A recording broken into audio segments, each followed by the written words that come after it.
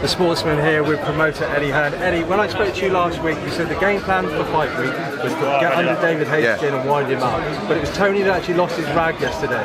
He didn't lose his rag, that's just Tony. It's just Tony. So Tony was just Tony yesterday. Like, Hay put his head on him. As soon as you do that with Tony, like, it's off. The only embarrassing thing was me, sort of in and out, and like, you know.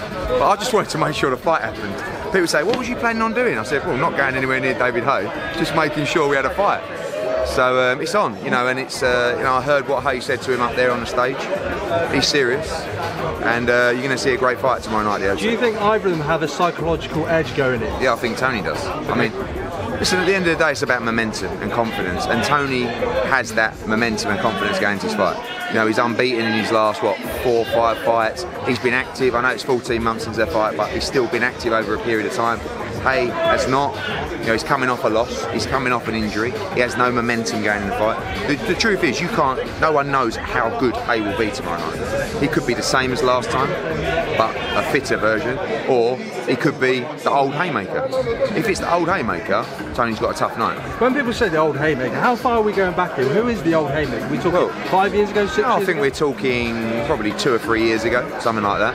I mean, you know, he's come back with 2 very weak opponents, which don't really tell us anything. And then he's come back in the Bellew fight. We don't know whether he was just angry, whether he was poor, whether he's not the same fighter, all that. So we're hoping all of those things. But tomorrow night we'll see, because I believe you have 110% fit David Hay. More importantly, you have a guy who's fighting for his career. And I think that's what's going to be so interesting, because Hay's an on-top fighter. He's a fighter that's always fought in confidence. When he walks out tomorrow night, he will know it could be the last time he ever walks out to fight. And he's a British boxing icon, by the way. So it might be the end, you know. You've also mentioned this week that he hasn't had quite the same swagger, hasn't had quite the same aura about him. Why do you think that is? Confidence. Confidence. I mean, look, it shows very easily. It doesn't matter if you're a footballer, if you're a promoter, if you're a fighter. If you haven't got the same confidence and belief, you won't be the same in front of goal. You won't be the same when you're up on the podium giving your spiel, and you won't be the same in the ring.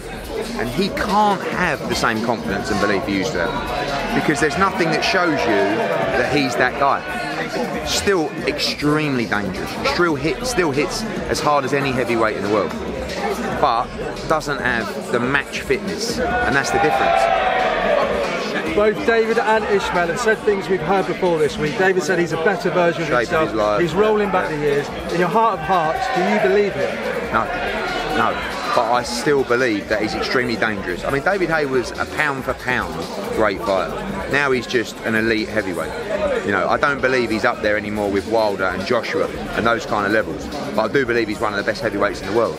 And you've got a guy who's a WBC cruiserweight champion moving up to fight one of the dangerous heavyweights in the world. He beat him before, he's got to try and beat him again.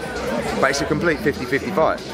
If Tony can get past again the first 3-4 rounds, I believe he goes on to win the fight. But he's got to be sharp in those rounds, which he will be. And you know, he's got to overcome the early danger. Tony Sherman, you're confident he's going to come through on Saturday night. If David does win, does David then enter the Anthony Joshua sweepstakes? I mean, at the moment, he's not even in those conversations. Again, a great performance, I don't know, but I don't see that happening. I see Tony Bellew winning. Of course, if he wins and looks good, he's going to start calling those names out. That's what he wants. He doesn't want a shot. When you get to that stage in his career, and Tony's the same as well, they've won world titles. David won multiple titles, 2 weight divisions. So it's not about really for him winning the world heavyweight title. It's for him being in the biggest fights possible. It's the buzz, you know. It's the fact that these guys love the sport of boxing. So if he was to win, does he put himself in that mix? Not necessarily, but he ain't going to win anyway.